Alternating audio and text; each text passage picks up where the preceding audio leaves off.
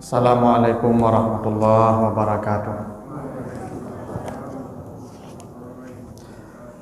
Alhamdulillahirabbil alamin. Assalatu wassalamu ala asyrafil anbiya'i wal mursalin wa ala alihi wa sahbihi ajma'in.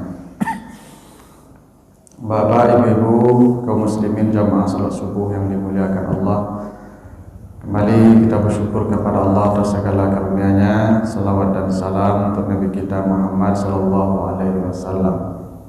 Bapak Ibu yang saya muliakan, pagi ini kita akan bahas judulnya Fadlu at-tahmid wa takbir wa tahlil wa tasbih. Keutamaan tahmid, takbir, tahlil dan tasbih. Ini 4 zikir kalimatnya yang sering disatukan.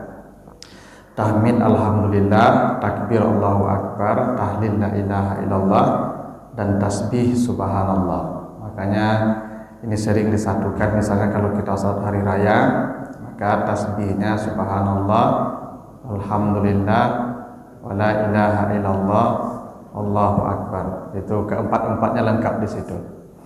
Dan tasbih dan tahlil ini zikir yang sangat banyak manfaatnya dan sudah teruji.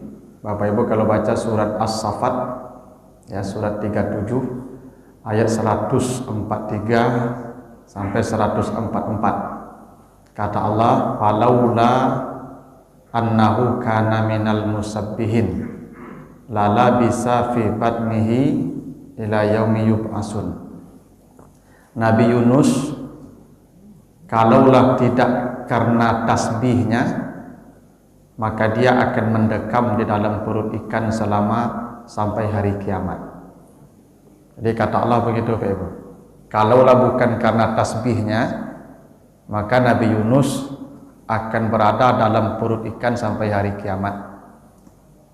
Jadi yang menyelamatkan Nabi Yunus itu dari kegelapan perut ikan itu tasbihnya.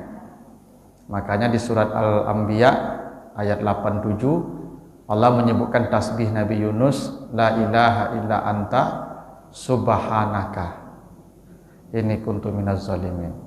Ini bukti bahwa tasbih ini sudah teruji Bapak Ibu. Ya, ketika Nabi Yunus dalam kegelapan perut ikan, Allah selamatkan dia. Nah, apa yang menyelamatkan dia? Di surat As-Saffat disebutkan, laula annahu kana minal musabbihin. Andai dia tidak bertasbih, maka dia akan mendekam dalam perut ikan sampai hari kiamat. Ini dasarnya Bapak Ibu, sebagian ulama berpendapat ikan Nabi Yunus itu sampai sekarang masih ada. Ya, jadi ikan Nabi Yunus itu masih hidup, Pak. Belum mati. Karena kata Allah begitu, kalaulah bukan karena tasbihnya, maka dia akan berada di perut ikan itu sampai hari kiamat. Berarti ikan Nabi Yunus itu hidup sampai hari kiamat. Tapi di mana ikannya sekarang aja Pak cari loh, tak kau sobok loh Pak. Ya. Nah, itu rahasia Tuhan situ. Nah, kita akan bahas hadis-hadis yang bicara tentang keempat zikir ini, tasbih, tahmid, takbir, dan tahlil. Kita baca hadis pertama, hadis dari Abu Dzar Al-Ghifari. Jadi kalau Bapak Ibu dengar nama Abu Dzar itu sahabat yang paling zuhud. Abu Dzar itu Bapak Ibu ditawari macam-macam oleh Khalifah Bani Umayyah, rumah, kekayaan, tak mau. Bahkan sampai akhir hayatnya ketika dia meninggal dunia, kain kafan pun tidak ada. Maka dia dikafankan dengan bajunya.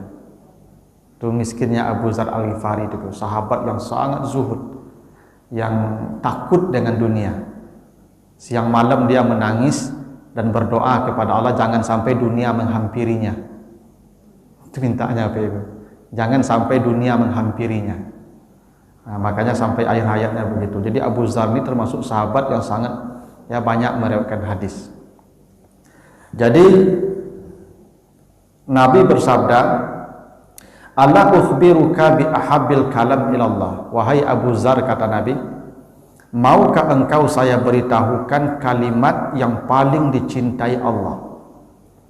Jadi kata Nabi, ada kalimat yang paling dicintai Allah. Jadi orang yang membacanya akan menjadi orang yang paling dicintai Allah pula. Maka Abu Dzar berkata, ya Rasulullah, beritahu saya bi ahabbil kalam ilallah, apa kalimat yang paling dicintai oleh Allah. Maka kata Nabi, inna ahabbal kalam ilallah subhanallah wa bihamdihi. Kata Nabi, kalimat yang paling dicintai Allah adalah subhanallah wa bihamdihi. Kan tak susah Bapak Ibu ya. Subhanallah wa bihamdihi, subhanallah wa bihamdihi, itu kan tak susah. Mau 100 kali, mau 1000 kali, itu kan tak perlu biaya dan tak perlu waktu juga. Tak perlu juga harus duduk di masjid membacanya Bapak Ibu. Sambil jalan, sambil mencuci, sambil masak, ya sambil main HP tak mungkin baca subhanallah wa bihamdihi Bapak Ibu ya. Nah, gitu. Jadi itu kalimat yang paling dicintai oleh Allah. Makanya nanti kita akan bahas hadisnya. Siapa yang membaca ini, kata Nabi, siapa yang membaca subhanallah wa bihamdihi 100 kali pagi, 100 kali sore, maka tidak ada orang yang lebih baik keadaannya di hari kiamat selain daripada orang itu. Kalau ada orang baca subhanallah wa bihamdihi, subhanallah wa bihamdihi 100 pagi, habis subuh ini dia baca sampai terbit matahari, ya sampai nanti pagi menjelang matahari sudah mulai agak keras suara panasnya. Nanti sore habis asar dia baca lagi sampai terbenam matahari. Kata Nabi, tidak ada orang yang lebih baik keadaannya di hari kiamat daripada orang itu. Begitulah jaminannya Bapak Ibu ya. Jadi kalau kita ingin bahagia di akhirat itu ternyata modalnya tidak terlalu banyak. Yang penting kita mau saja. Nah, ini Bapak Ibu amalkan saja 100 kali pagi, itu kan tidak susah. Ya, kalau kita mau.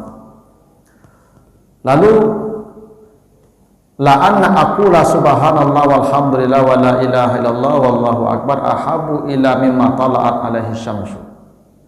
Kalau saya diberi pilihan, kata Nabi, matahari berhenti terbit atau saya bisa mengucapkan kalimat subhanallah walhamdulillah wa la ilaha illallah wallahu akbar, kata Nabi, saya lebih suka mengucapkan kalimat itu daripada melihat matahari terbit. Kata Nabi, saya tidak penting matahari terbit, biarlah dalam kegelapan saja selamanya, selama lidah saya masih mengatakan subhanallah walhamdulillah wa la ilaha illallah wallahu akbar. Itu betapa besarnya nilai membaca kalimat ini, sehingga Nabi seakan-akan tidak penting bumi ini berjalan normal hidup orang, asalkan lidahnya masih bisa mengucapkan subhanallah walhamdulillah wa la ilaha illallah wallahu akbar. Lalu hadis berikutnya, yusbihu ala kulli sulmai min ahadikum sadaqah. Kata Nabi, setiap persendian kita ini membutuhkan sedekah sebagai bentuk syukurnya. Jadi setiap persendian kita ini Pak Ibu, kita ini punya sendi banyak, ada 360 persendian kita. Kata Nabi, setiap sendi ini wajib diberikan sedekahnya setiap pagi. Karena begitu Pak, setiap pagi persendian ini wajib diberikan sedekah. Bapak Ibu cobalah, kalau lutut Bapak Ibu tidak bisa ditekuk lagi, andai lututnya lurus saja Pak, tidak bisa ditekuk, tidak bisa dilipik kaki apa, bara biaya mengurus lutut itu. Ya. Andai lutut apa tidak bisa lurus saja lain. Nah, Bapak tagak begitu Pak. Bapak kabang ayi begitu. Coba bayangkan tuh. Sulitnya hidup kita, andai 1 persendian macet. Ini 360 sendi kita Bapak Ibu. Bapak Ibu bisa menoleh ke kiri ke kanan, ini persendiannya aktif itu. Kalau persendiannya macet Bapak Ibu mudah robot tuh. Bara biaya yang harus Bapak Ibu keluarkan ya untuk mengurus sendinya kalau bermasalah satu. Kata Nabi, setiap sendi itu dia membutuhkan sedekah. Apa sedekahnya? Maka tasbih sedekah. Jadi kalau Bapak Ibu baca subhanallah, itu baru 1 sendi baru. Alhamdulillah kullu tahmid sedekah, atau membaca tahmid alhamdulillah itu 1 sedekah. Wa kullu tahlil sedekah. Bapak Ibu baca la ilaha illallah sedekah. Wa kullu takbir sedekah, dan setiap takbir Allahu akbar sedekah. Kalau dia tidak mampu memenuhi jumlah 360 setiap hari, Bapak Ibu tidak bisa membaca subhanallah 360, tidak bisa membaca alhamdulillah 360, tidak bisa membaca la ilaha illallah 360 sehari, maka kata Nabi, yujzi'u min zalika rak'atan yarka'uha min duha. Maka cukuplah mewakili yang 360 itu 2 rakaat salat duha. Itu hadis sahih Muslim. Jadi Bapak Ibu kalau salat duha, itulah gugur tuntutan 360 persendian. Nanti Bapak Ibu tidak akan ditanya lagi nikmat sendi itu. Kan semua nikmat ditanya Pak. Latus alun nayauma izin anin naim. Semua nikmat pasti ditanya. Salah satu yang akan ditanya itu nikmat sendi kita. Nah, salah satu mengamankan nikmat sendi itu kata Nabi, bersedekahlah. Dan sedekahnya setiap tasbih, setiap tahmid, setiap tahlil, minimal setiap pagi sebanyak jumlah sendi. Andai dia tidak mampu bertasbih, bertahmid, bertakbir, bertahlil sebanyak jumlah sendi, cukup 2 rakaat salat duha. Nah, jadi yang 2 rakaat salat duha itu Bapak Ibu salah satu alasannya kenapa kita disuruh itu supaya selamat daripada hisab persendian nanti di akhirat. Itu Pak rahasianya. Ya. Karena sendi kita ini Bapak Ibu tidak gratis. Saya punya guru Bapak Ibu dulu udah wafat, ya, pensiun beliau, itu lutut beliau kariang Pak, kariang olinya Pak. Jadi sakit Pak lutut Pak, sehingga sekali 2 minggu beliau ke Malaka menyuntik oli. Jadi lutut kok ada olinya Pak. Pas suntik oli lutut Pak.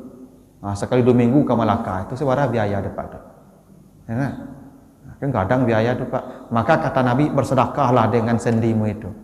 Nah, tasbih, tahmid, tahlil, takbir itu sedekahnya kata Nabi. Yang tak mampu sebanyak sendi dia membaca, cukup 2 rakaat melakukan salat duha. Hadis berikutnya, hadis dari Abu Dzar juga.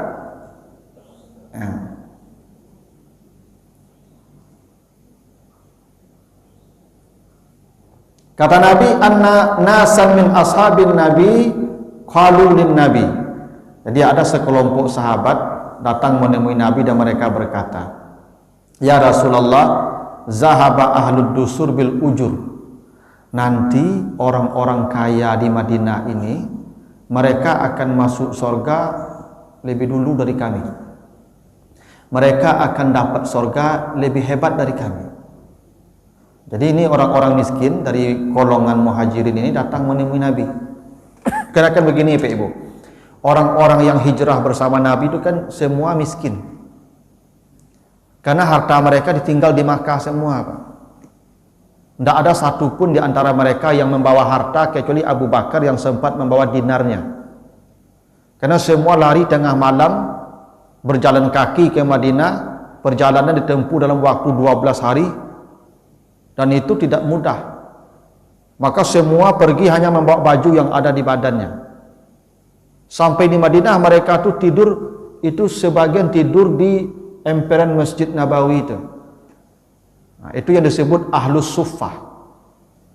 Suffah itu artinya orang yang tidur memakai ya dengan bantal pelana. Jadi ada pelana kuda tuh Pak Ibu. Nah, itu di hati itu nyelaluk tuh. Itu disebut ahlus suffah. Dari kata itu ada kata sufi.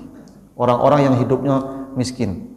Bahkan Abu Hurairah itu yang paling banyak meriwayatkan hadis itu, kata Abu Hurairah, kami ya kadang kalau tidak ada yang akan dimakan, kami memakan daun-daun yang ada di pinggir kota Madinah sampai bibir kami bengkak-bengkak. Miskin memang, tapi mereka pecinta ilmu. Makanya perawi hadis itu hampir seluruhnya itu dari kalangan muhajirin tuh. Ada Abu Dzar, ada Abu Hurairah, ada Ibnu Umar, ada Muaz bin Jabal, ya, ada Ibnu Abbas, tuh orang muhajirin semua tuh Pak. Jadi mereka sampai di Madinah tuh tidak mencari uang, tidak mencari kekayaan. Kemana Nabi pergi mereka pergi. Sehingga kata mereka, ya Rasulullah, itu orang kaya Madinah ini nanti akan masuk surga lebih dulu dari kami. Lalu Nabi bertanya, kaifazak? Bagaimana itu mungkin, kata Nabi? Mereka masuk surga lebih dulu dari kamu. Padahal kamu jihadnya membela agama Allah ini sudah terlalu banyak. Apa kata mereka? Yusallun kama nusalli yasumun kama nasum. Kami salat, mereka salat. Kami puasa, mereka puasa. Kami berjamaah, mereka berjamaah. Tetapi mereka bersedekah, kami tidak bisa. Mereka bantu anak yatim, kami tidak punya uang. Mereka bangun ini dan itu untuk orang-orang, kami tidak bisa. Mereka haji umrah, kami tidak punya biaya. Maka Nabi mengangguk-ngangguk. Nah kalau begitu sinilah kata Nabi, maukah kalian saya tunjukkan kalimat yang bisa mendahului mereka masuk surga? Jadi kata Nabi, ada kalimat yang kalau kamu baca, kamu bisa mendahului orang kaya yang kalian sebut tadi masuk surga. Bala ya Rasulullah, akhbirna. Mereka berkata, ya Rasulullah, ajarkanlah kami apa kalimat yang bisa mendahului orang kaya itu masuk surga. Kata Nabi, antusabbihu kulla duburis salasan wa salasin wa tahmadullah salasan wa salasin wa tukabbirullah salasan wa salasin. Ingat kata Nabi, setiap selesai salat ya, ini pesan Nabi rahasia, setiap selesai salat bacalah subhanallah 33 kali, alhamdulillah 33 kali, Allahu akbar 33 kali, dan nanti yang ke-100 kalian baca la ilaha illallah wahdahu la syarikalah lahul mulku wa lahul hamdu wa huwa ala kulli syai'in qadir. Setiap selesai salat ya kata Nabi, baca ini, kalian akan lebih dulu masuk surga dari yang kaya-kaya itu. Oh senanglah hati sahabat ni, pulang mereka bahagia, akhirnya dulu juga masuk surga jadi. Besok datang lagi mereka sama-sama ke Nabi. Ditanya Nabi, mengarai cik Nabi. Kata mereka, yang patang bocor Nabi. Bocor pak, aduh orang kayu patang mendengar lanjut baca lo sama-sama tu. Oh, kata Nabi, zalika fadlullah ba'dakum ala ba'din. Kalau ada orang kaya yang membaca itu, wajar mereka lebih dulu masuk surga dari kamu.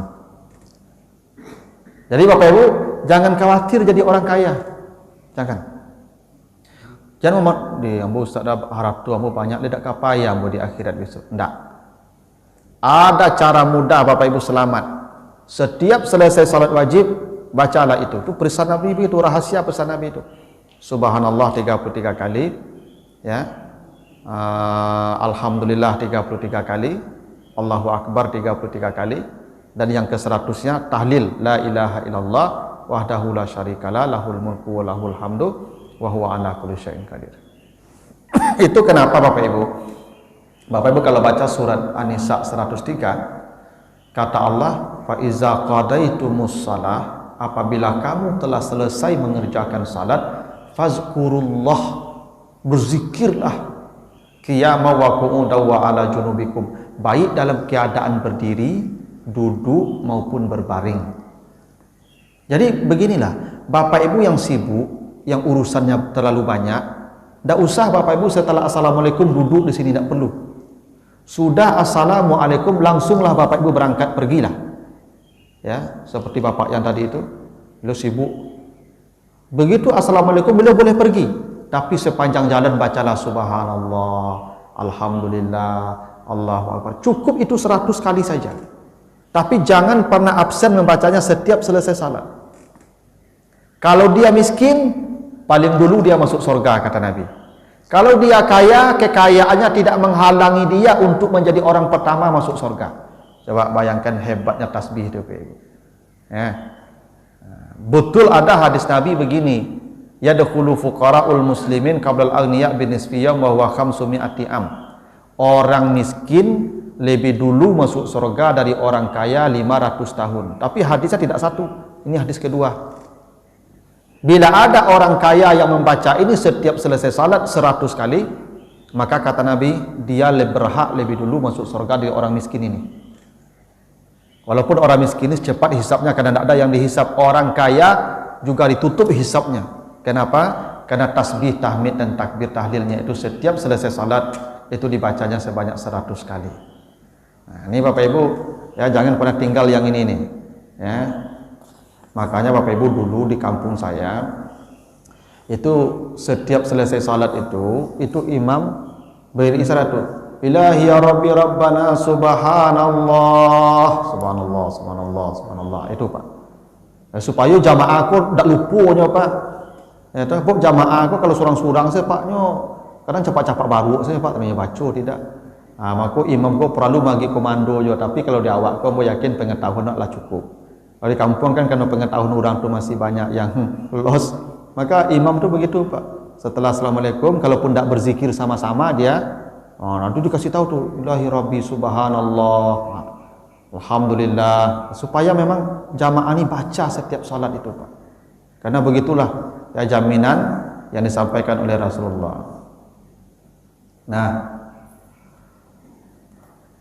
lalu hadis berikutnya, Ja'a Arabi ila Rasulillah. Ini orang Arab ini maksudnya orang Badui. Dia datang menemui Nabi. Ya Rasulullah, alimni kalaman aqulu. Ajarkan saya satu kalimat yang itu cukup ya mewakili semua ucapan yang akan saya ucapkan. Jadi ada banyak kalimat-kalimat yang baik yang akan kita ucapkan. Katanya, ajarkan saya satu kalimat saja yang itu cukup, saya tidak baca lagi yang lain.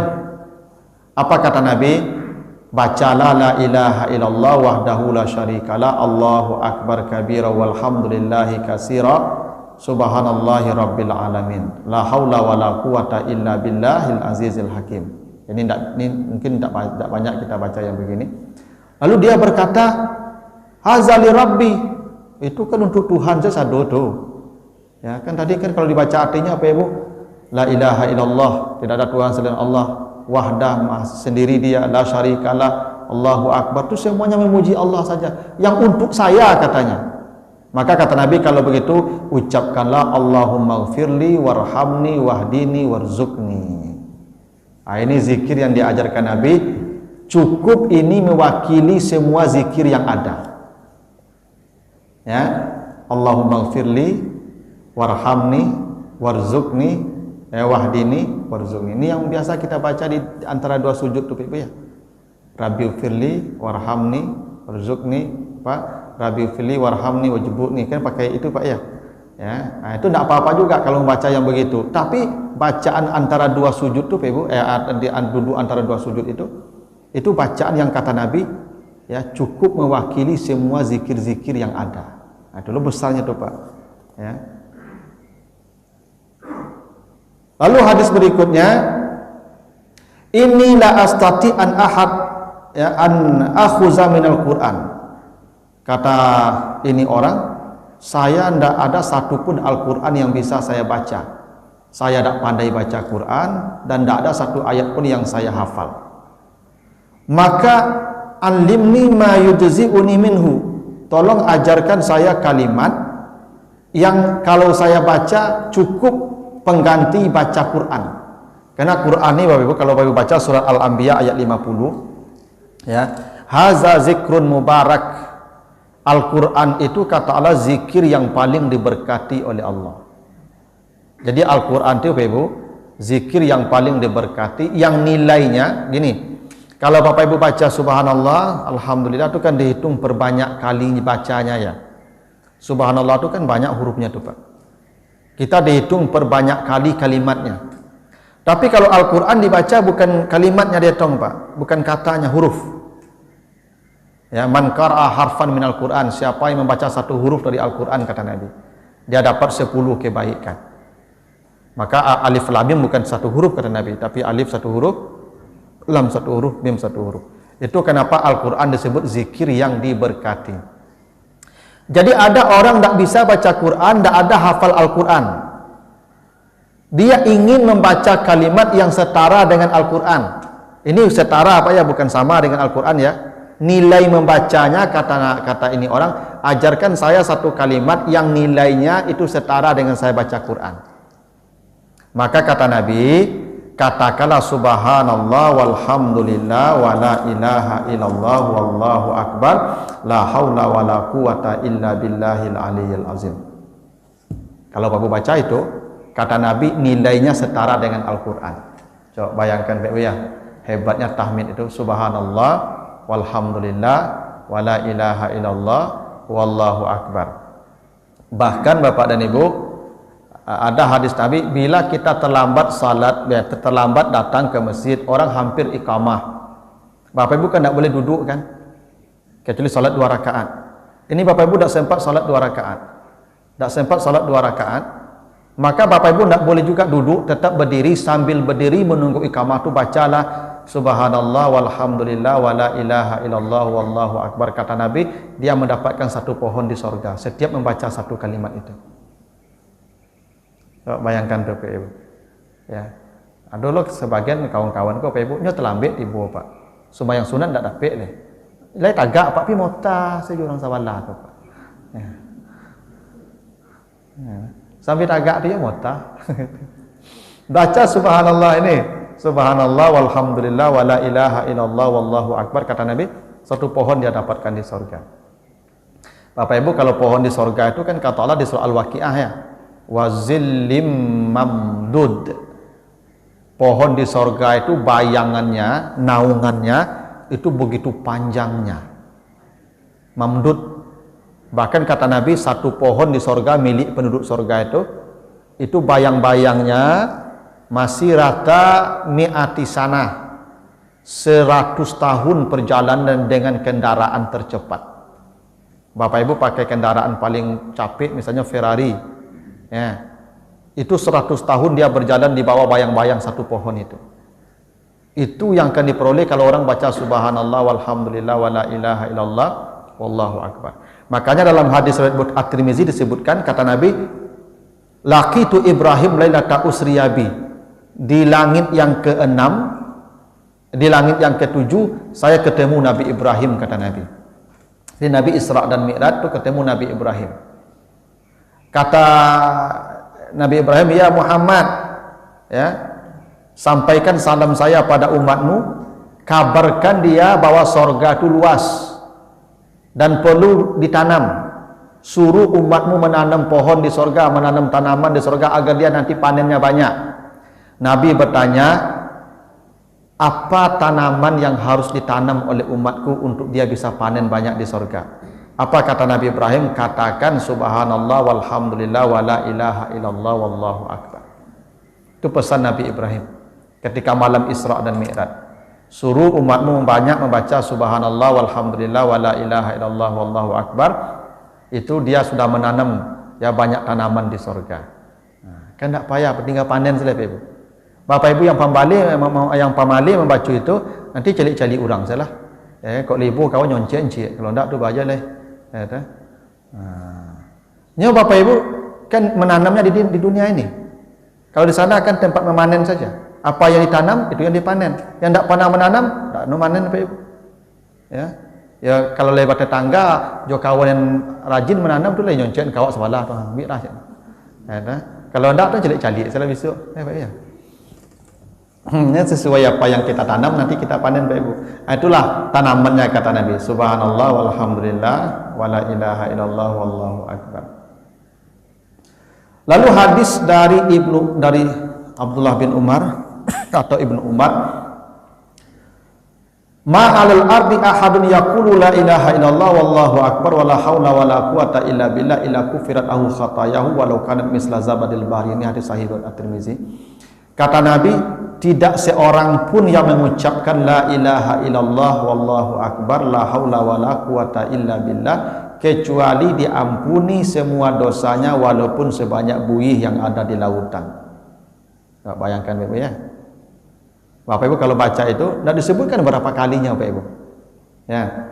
Bapak Ibu baca saja itu la ilaha illallah wahdahu la syarikalah, la ilaha illallah wallahu akbar wala haula wala quwata illa billah.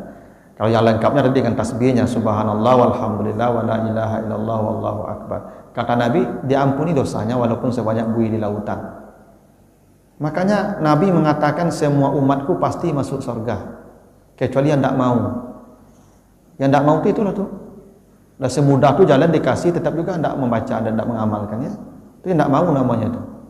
Jadi Bapak Ibu tidak usah takut mati. Karena jaminan surga kita begitu besar Bapak Ibu. Asalkan mau. Baca saja tu subhanallah walhamdulillah wala ilaha illallah wallahu akbar. Ada yang pendek tadi. Subhanallah wa bihamdihi, subhanallah wa bihamdihi. Ada yang pendek tadi. Subhanallah walhamdulillah. Itu saja cukup, sudah. Ada yang selesai salat tadi kan, begitu hebatnya. Lalu hadis dari Abu Hurairah, man qala la ilaha illallah wahdahu la syarikalah lahul mulku wa lahul hamdu wa huwa ala kulli syai'in qadir fi yaumin mi'ata marrah kanat lahu adla asyara rikab wa kutibat lahu mi'a hasanah wa muhiyat indahu mi'a sayyi'ah kanat lahu hizran minasyaitan yaumahu zalika hatta yumsi wa la ya'ti ahad afdal mimma ja'a bihi illa ahadun amila aksar min zalika wa man qala subhanallah wa bihamdihi fi yaumin mi'ata marrah khuttat hataya walau kanat misla zabadil bahri. Siapa yang mengatakan la ilaha illallah wahdahu la syarikalah lahul mulku wa lahul hamdu wa huwa ala kulli syai'in qadir 100 kali setiap hari. Kata Nabi begitu ya. Kalau dia baca la haula wa la ilaha illallah wahdahu la syarikalah lahul mulku wa lahul hamdu wa huwa ala kulli syai'in qadir 100 kali setiap hari. Ya, pagi dan malamnya pokok 100 hari 100 kali dia baca. Kata Nabi dia diberikan 10 kebaikan memerdekakan 10 orang budak. Budak itu mahal Bapak Ibu dulu. Satu budak itu kadang nilainya bisa 100 onta. Bapak Ibu dulu kalau orang berperang ada tawanan perang namanya Pak. Itu makanya di surat Al-Insan ya ayat yang ke berapa? Ayat yang ke 10 atau sampai 12 itu. Wanut imut ta'ama ala hubbihi miskina wa yatima wa asira, ayat yang ke-8 surah Al-Insan itu. Jadi ada namanya satu kelompok manusia asir. Asir itu tawanan perang Pak. Tawanan perang ini kalau ingin dibebaskan itu keluarganya mesti membayar 100 ekor onta. 100 ekor onta itu kalau kita sekarang Pak nilainya sekitar 100 Avanza lah. Onta itu mahal, Pak. Onta itu harganya bisa mencapai ratusan juta. Ini kata Nabi, kalau dia baca ini, la ilaha illallah wahdahu la syarikalah lahul mulku wa lahul hamdu wa huwa ala kulli syai'in qadir 100 kali dia baca sehari, nilai pahalanya sama memerdekakan 10 budak. 10 budak itu kali 100 onta. Tuh.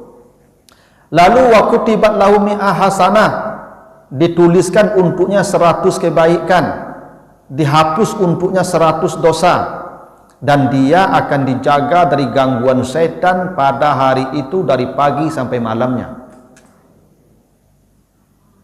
Kalau Bapak Ibu baca ini 100 kali, dari pagi sampai malamnya setan tidak akan berani mengganggunya, kata Nabi. Dan besok di hari kiamat dia tidak datang, seseorang pun tidak datang, nanti keadaannya lebih baik dari orang itu. Nanti di akhirat itu keadaan orang macam-macam Pak. Nanti Bapak Ibu baca tafsiran surat An-Naba ayat 18. Ya, kata Allah yauma yunfakhu fis-sur fatatuna afwaja. Besok manusia di padang mahsyar itu bentuknya ragam-ragam Pak. Ada yang tak berkaki, tak bertangan, ada yang bentuk baru bagai, ada yang bentuk babi bagai, ada yang busuk bagai, ada yang lidahnya juga gigi-gigi bagai Pak, ada yang butuh bagai, ada yang idiot, macam-macam. Ya, Nabi sebutkan begitu. Tapi kata Nabi, tidak ada manusia yang lebih baik keadaannya daripada orang yang baca ini 100 kali setiap hari. Subhanallah la ilaha illallah wahdahu la syarikalah lahul hamdu wa lahul mulku wa lahul hamdu wa huwa ala kulli syai'in qadir. Ya kan tinggal Bapak Ibu baca aja tuh. Dari tadi sudah terlalu banyak yang harus dibaca. Nah, di terakhir kita baca kata Nabi, kalimatan khafifatan al-lisan sakilatan fil mizan. Ada 2 kalimat, kata Nabi, 2 kalimat yang ringan di lidah tapi berat di timbangan nanti akhirat. 2 kalimat yang ringan lidah mengucapkan tapi begitu berat di timbangan akhirat. Apa itu? Kata Nabi, ya, subhanallah wa bihamdihi subhanallahil azim. 2 kalimat itu. Subhanallah wa bihamdihi subhanallahil azim. Nah, ini kalau Bapak Ibu baca, kata Nabi, 2 kalimat ini yang paling berat timbangannya nanti di mizan. Subhanallah wa bihamdihi subhanallahil azim. Subhanallah wa bihamdihi subhanallahil azim. Jadi kalau Bapak Ibu bacalah ini, maka nanti di akhirat timbangan amalnya pasti berat. Kan nanti kan pilihan kita 2 saja. Fa amma man khaffat mawazinuhu, ya, fa ummuhu hawiyah kan. Fa amma man saqulat mawazinuhu fa huwa fi 'ishatir radiyah. Bapak Ibu dua saja. Timbangannya bisa khafat ringan atau sakulat. Kalau khafat neraka, kalau sakulat insyati radiyah, hidupnya bahagia. Kalau ingin Bapak Ibu sakulat mawazinuhu, ini bacanya nih. Subhanallah wa bihamdihi subhanallahil azim, bacalah. Akan berat timbangnya pasti. Nah itulah Bapak Ibu di antara keutamaan tasbih, tahmid, takbir, tahlil. Yang ini Bapak Ibu pilih saja mana yang suka. Subhanallah wa bihamdihi ada, subhanallah wa bihamdihi subhanallahil azim ada subhanallah walhamdulillah wa la ilaha illallah wallahu akbar ada la ilaha illallah wahdahu la syarika lahul mulku wa lahul hamdu wa huwa ala kulli syai'in qadir. Boleh. Berapa Bapak Ibu baca terserah, berapa kuat membacanya. Yang penting bacalah setiap hari. Kadang-kadang Bapak Ibu kalau pergi ke kantor atau pergi ke tempat bekerja, itu di atas mobil tuh bisa banyak dibaca tuh Bapak Ibu. Kok kadang tak sudah teoto tuh beda musik tuh geleng-geleng securang mabuk teoto tuh Bapak Ibu. Lah rugi Bapak Ibu tuh. Ambo Bapak Ibu dari Lubuk Menturun ke Lubuk Lintah apa Majah bara 1,5 jam Bapak Ibu. Kalau mau bawa motor 1,5 jam mau baca tuh bara rapi bisa Bapak Ibu. Kan banyak kesempatan kita membaca nih Bapak Ibu. Tidak mesti harus duduk Bapak Ibu. Tergantung maunya kita saja. Aturlah waktu kita supaya paling tidak kita baca ini minimal ada 100 kali kita baca. Dari tasbih, tahmid, takbir dan tahlil ini. Ya momentumnya waktunya terserah Bapak Ibu lah. Sesuai kemampuan kita masing-masing. Begitu Bapak Ibu. Kalau ada pertanyaan saya persilahkan. Kalau ada pertanyaan tentang ini atau di luar ini juga boleh. Silakan Bapak Ibu.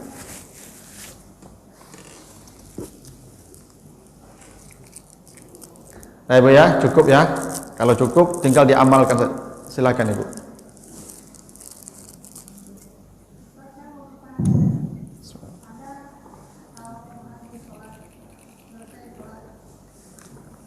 Kalau kita selesai sholat wajib, kita berzikir dan berdoa. Ada saya lihat orang yang lebih panjang doanya daripada berzikirnya, itu mana yang lebih bagus? Doa itu bagian dari zikir Ibu. Doa itu bagian dari zikir. Karena zikir itu mengingat Allah. Doa itu artinya memanggil Allah. Sudah lebih dari zikir itu. Cuman ada bacaan-bacaan spesial yang diajarkan Nabi. Makanya nanti ketika kita baca zikir ba'das salah, nanti ada di sini. Apa saja zikir yang diajarkan Nabi setelah selesai salat. Tapi salah satunya ini. Siapa yang baca subhanallah 33 kali, alhamdulillah 33 kali, Allahu akbar 33 kali, tambah yang ke-100 tahlil la ilaha illallah, maka kata Nabi, ya kalau itu dia baca, dia orang pertama yang dibukakan pintu surga kelak. Jadi Bapak Ibu setelah salat langsung berdoa, rugilah. Minimal baca itu dulu. Baca dulu 1 kali. Soal menghitungnya nanti ada hadisnya. Ini hadisnya ada di sini. Ra'aitu Rasulullah yaqidu tasbih bi yaminihi. Saya melihat Nabi itu menghitung tasbih dengan tangan kanannya. Subhanallah, subhanallah, subhanallah, subhanallah, alhamdulillah, alhamdulillah. Nabi dengan pakai tangan kanan. Tapi boleh tak pakai tangan kiri Ustaz? Boleh saja. Yang tak boleh itu tangan kiri saja. Kalau saya pakai tak boleh. Tapi kalau tangan kanan digunakan tangan kiri, itu tangan kiri membantu tangan kanan. Siapa awakku pelupu apalagi lah kayak kau subhanallah subhanallah tu balik kau oh labara banyak kau siko sih tadi kau. Supaya ndak lupa, bantu je kiri kau. Iko 5 balik, 30 tambah 3 selai. Nah. Tapi kalau disiko-siko Pak Ibu, Nabi itu ndak pelupa loh Pak Ibu. Sanuqri'uka fala tansa illa masya Allah. Apapun yang yang diajarkan ke Nabi itu, Nabi tidak pernah lupa. Lupa tidak do pada Nabi itu. Itu makanya Nabi subhanallah pakai tangan kanan itu, Nabi tidak pelupa. Awak nampak lupa, bantu je kiri. Sama Bapak Ibu kalau makan, kan tidak boleh pakai tangan kiri minum kan? Itu kalau Bapak Ibu makannya ya pakai sendok atau tidak apa, tangan tidak apa-apa. Tapi kalau makan jo tangan pakai kuah, tu sudah makan bambik lo kali, sudah makan bik lo kali. Jajuk orang mencari awak beko Ibu. Ya, pakailah tangan kiri, namanya membantu tangan kanan. Membantu boleh. Yang tak boleh itu makan kaki kiri, minum kiri itu tak boleh. Setan itu. Kalau membantu boleh. Ya, tak ada masalah. Kan yang aktif tangan kanan. Nah, tangan kanan karena memiliki fungsi ya dibantu oleh tangan kiri, ya tak apa-apa. Ini namanya dibantu. Sama juga Bapak takbir kan? Takbiratul ihram. Bapak Ibu takbiratul ihram kanan saja. Allahu Akbar. Enggak kan? Kan dua kan? Ya kan saling membantu. Boleh. Ya. Jadi tasbih itu memang pakai tangan kanan. Cuman kalau pakai tangan kiri membantu tangan kanan, boleh. Yang tak boleh kiri saja. Pakai tasbih Ustaz, kalau orang bid'ah kan? Pakai biji tasbih itu Pak bid'ah kecaknya Pak. Apalagi yang pakai digital tuh. Enggak, yang penting hitungannya. Apapun alat mau dipakai, itu kan alat saja tuh. Pakailah. Tangan ini kenapa Nabi pakai tangan? Dia ikut paling mudah. Ini dibuatkan kamari.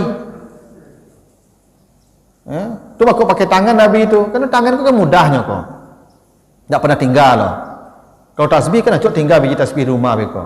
Maka Nabi pakai tangan. Bukan berarti yang tidak yang menggunakan alat tu bid'ah. Ya, sasik enggak. Pakailah tasbih kalau ada. Kalau enggak pakai tangan. Nah, tangan kiri Ustaz, jangan tangan kiri saja. Dibantu tangan kanan ini dengan tangan kiri itu boleh. Ya. Nah, memang hadisnya begitu. Nabi menghitung tasbihnya dengan tangan kanan. Memang tasbih itu dihitung. Karena kan tadi kata Nabi 33, baru yang 100 la ilaha illallah. Gitu. Jadi yang paling baik itu ibu baca itu dulu setelah salat itu. Baru berdoa. Karena itu nilainya spesial. Spesial nilainya. Nah, rugilah kalau kita tinggalkan. Karena kata Nabi, setiap selesai salat, kalau tidak salat, tidak masuk yang keuntungan tadi. Ya, nah, nanti Bapak Ibu setiap selesai salat baca, walaupun Bapak Ibu sambil jalan ke rumah bacalah itu. Sambil jalan saja baca. Subhanallah, subhanallah, subhanallah, subhanallah, subhanallah. Kok disapu ada orang, jawab orang tu, Bu, yo ya. Jadi Bu, subhanallah, Bu. Oh, jangan. Ibu, ya, kok mau diajaknya mota sebentar lu, tu sambunglah balik. Subhanallah, itu Pak Ibu. Aja Pak Ibu tak mau sapu orang lagi kan, serang baca subhanallah tu, bu je orang. Ya itu keterlaluan lawak nama tu Pak Ibu. Ya. Begitu Ibu. Jadi bacalah itu dulu, karena itu nilainya spesial. Silakan Ibu.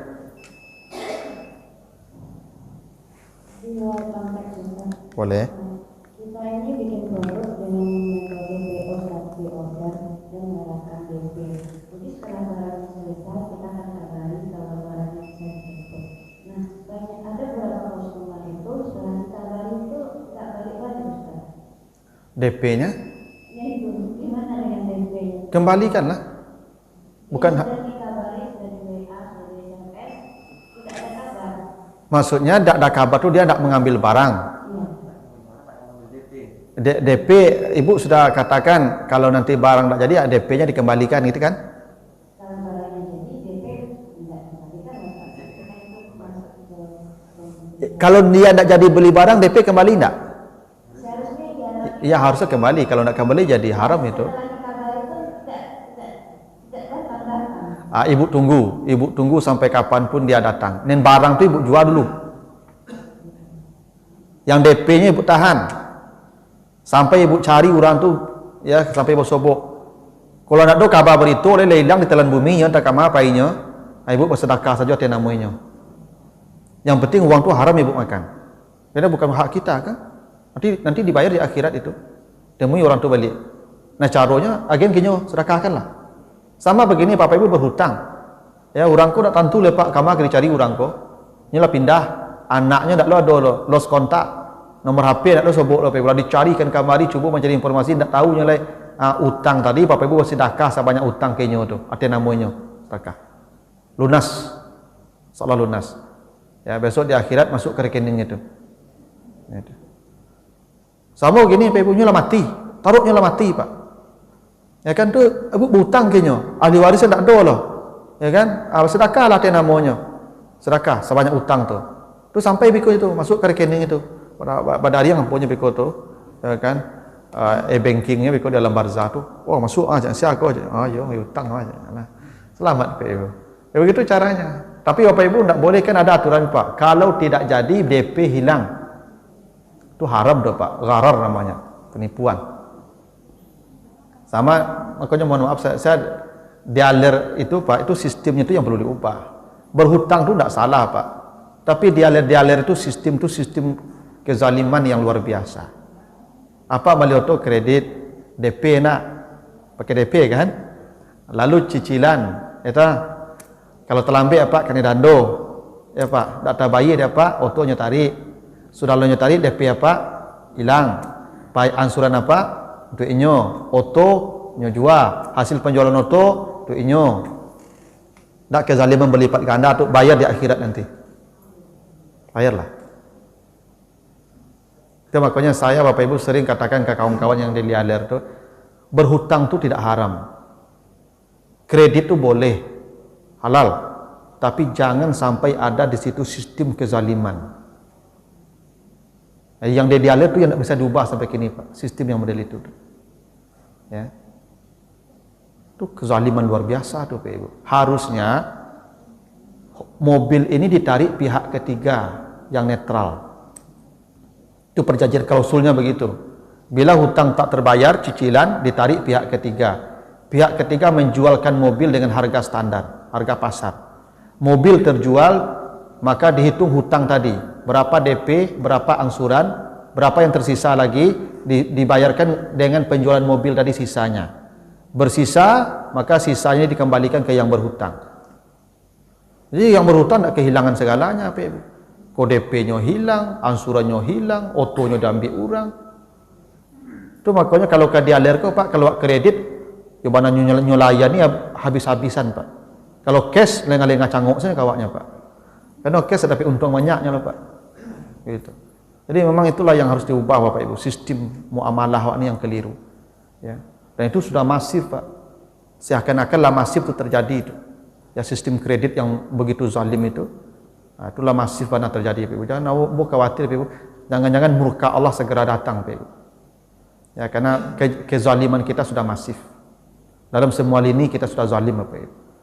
Nah, masih makanya kata Nabi masih beruntung ada banyak orang yang masih beristighfar kepada Allah. Paling tidak itulah yang menutup azab itu akan terjadi. Itu yang hadis kita bacakan kemarin itu. Apa kata Allah? Allah tidak akan mengazab satu kaum ya yang berbuat zalim selama di antara mereka masih ada yang beristighfar kepada Allah. Gitu Ibu. Jadi tetap Ibu cari orangnya, kembalikan DP-nya. Yang barangnya Ibu jual. Karena dia sudah melewati apa namanya itu perjanjian. Begitu Pak Ibu. Cukup Pak Ibu ya. Tinggal Bapak Ibu amalkan sajalah apa yang tadi kita bahas, pilih mana yang bisa, baca kapan saja mana yang bisa, paling tidak samati-mati angin yang 100 kali setelah salat wajib. Kan tak payah tuh 100 kali itu, tak panjang-panjang bacanya lah. Nah, jangan tinggalkan itu setelah salat wajib, bacalah sampai ajal kita datang. Nanti kata Nabi, Allah akan bukakan pintu surga pertama untuk orang itu, walaupun nikmat dunianya banyak. Kita tutup dengan doa kafarat. Subhanakallahumma wa bihamdika asyhadu an la ilaha illa anta astaghfiruka wa atubu ilaika. Wassalamualaikum warahmatullahi wabarakatuh.